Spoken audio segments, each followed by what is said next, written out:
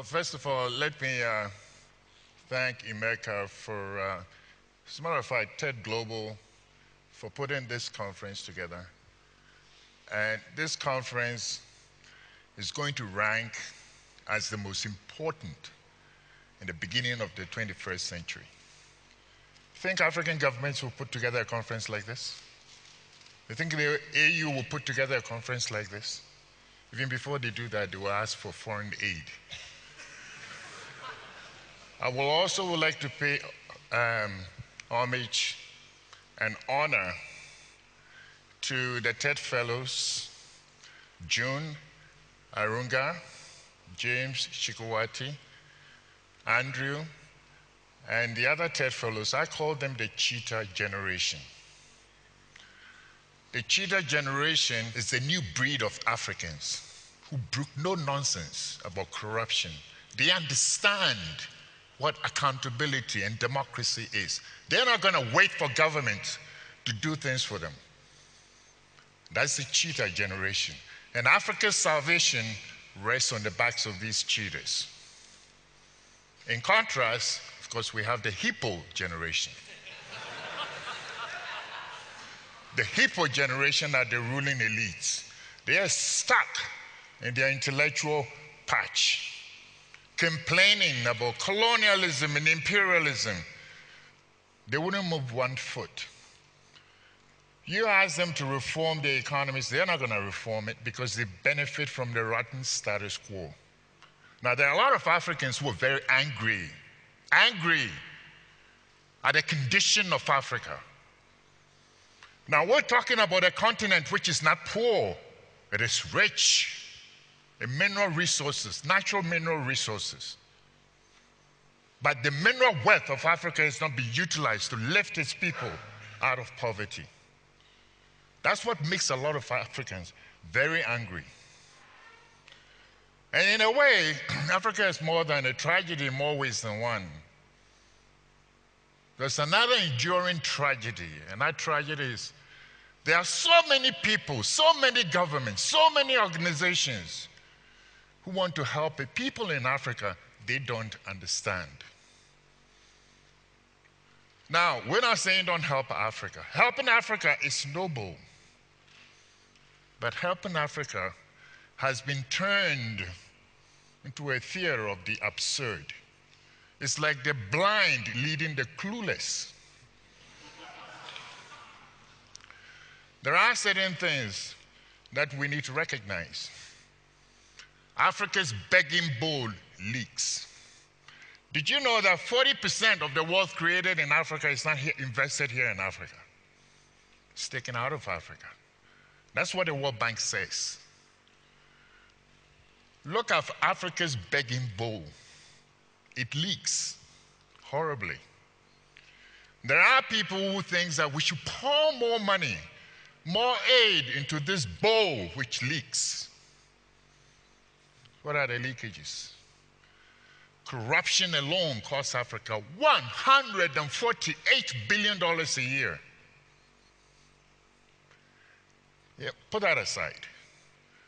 Capital flight out of Africa, 80 billion a year. Put that aside. Let's take food imports. Every year, Africa spends $20 billion to import food. Just add that up. All these leakages, that's far more than the $50 billion Tony Blair wants to raise for Africa. Now, back in the 1960s, Africa not only fed itself, it also exported food. Not anymore. We know that something has gone fundamentally wrong. You know it, I know it. But let's not waste our time talking about these mistakes because we'll spend all day here. Let's move on and flip over to the next chapter. And that's what this conference is all about. The next chapter.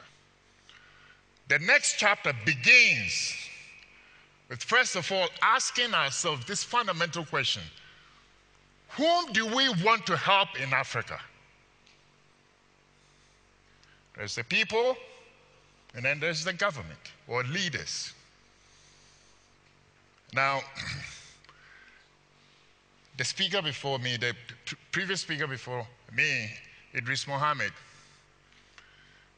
indicated that we've had abysmal leadership in Africa. That characterization, in my view, is even more charitable.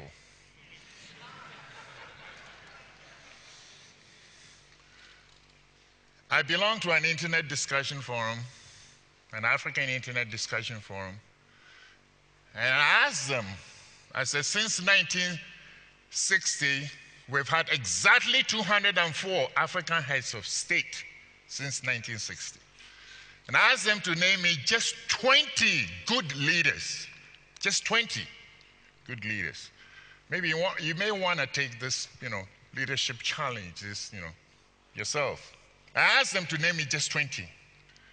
Everybody mentioned Nelson Mandela, of course, Kwame Nkrumah, Nyerere, Kenyatta.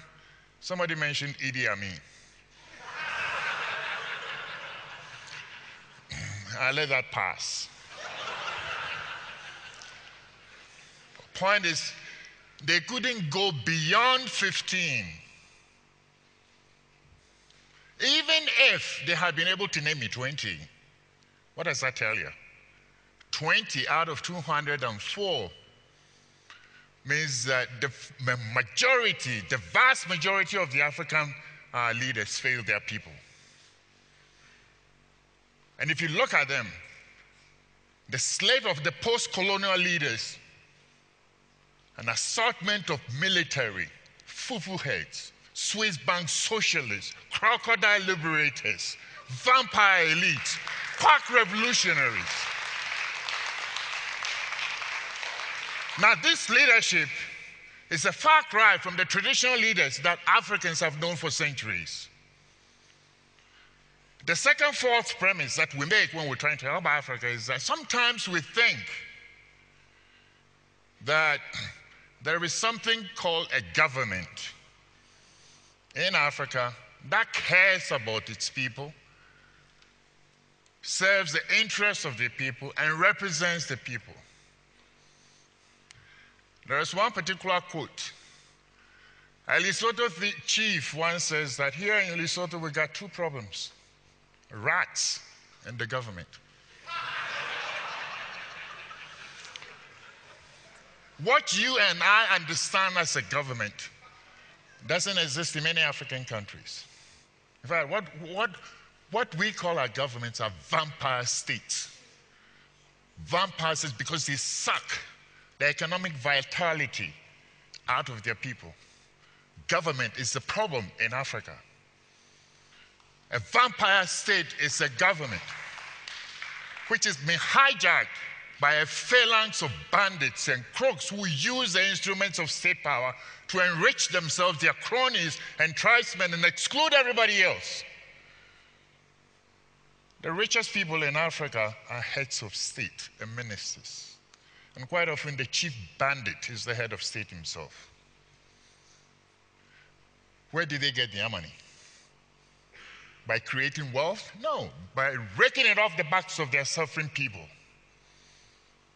That's not wealth creation, it's wealth redistribution. The third fundamental issue that we have to recognize is that if we want to help the African people, we must know where the African people are. Take any African economy. An African economy can be broken up into three sectors. There is the modern sector, there is the informal sector, and the traditional sector.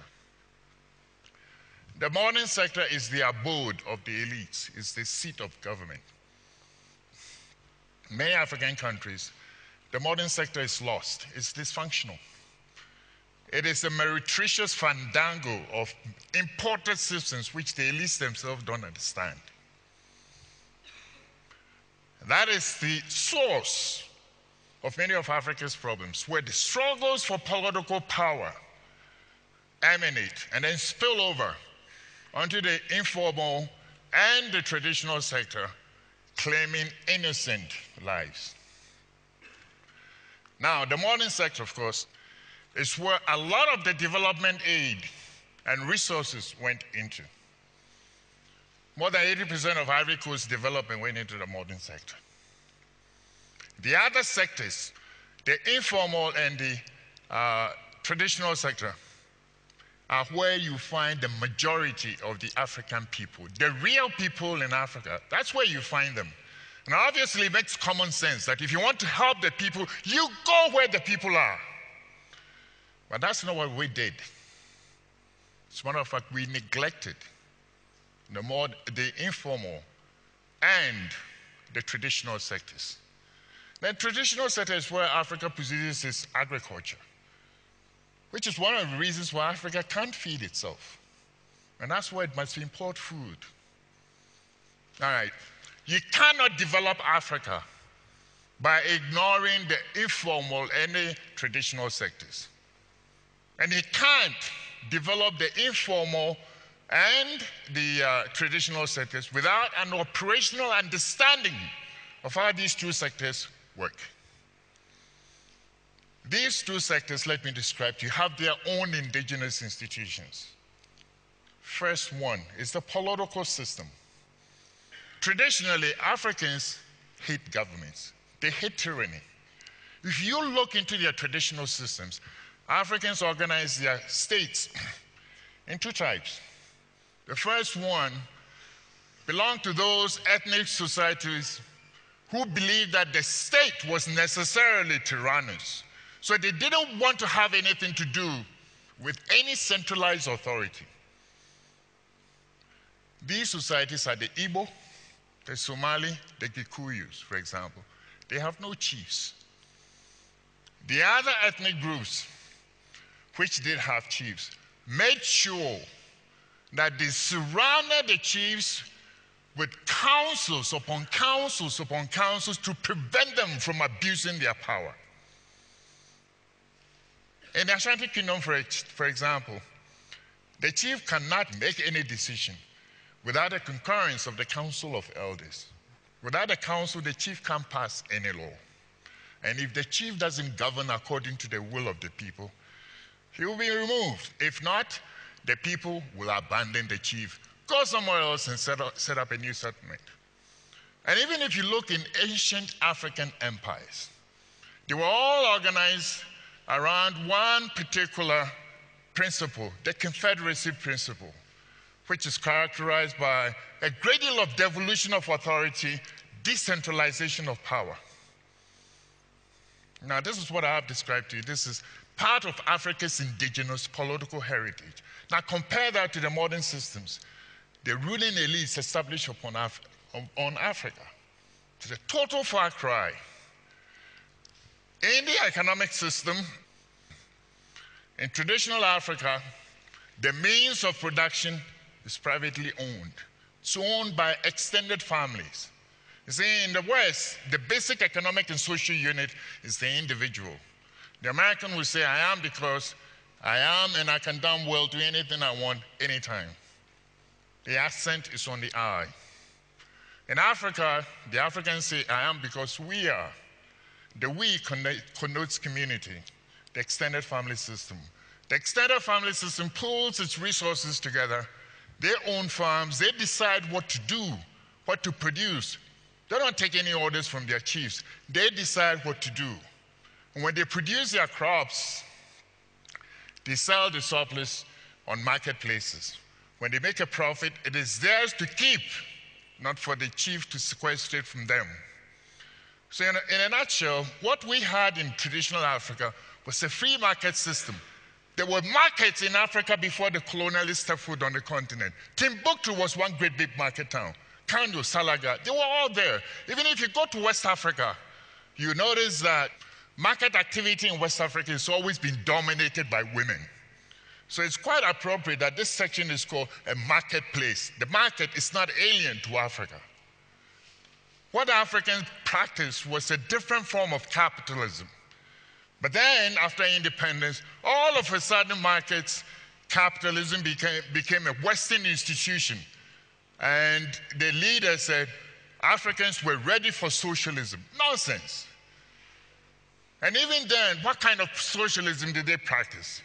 The socialism that they practiced was a peculiar form of Swiss bank socialism, which allowed the head of states and the ministers to rip and plunder Africa's treasuries for deposit in Switzerland.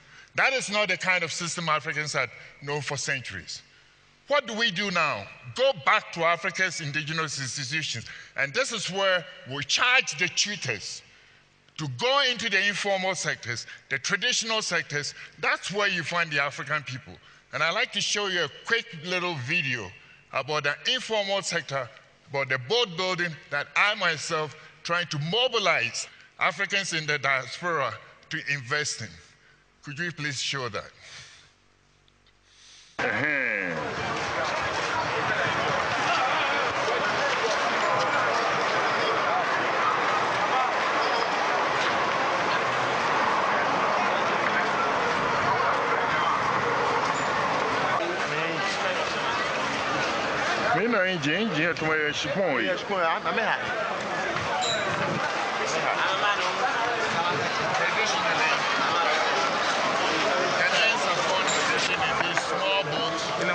Here's an enterprise. This is by a local Ghanaian entrepreneur using his own capital.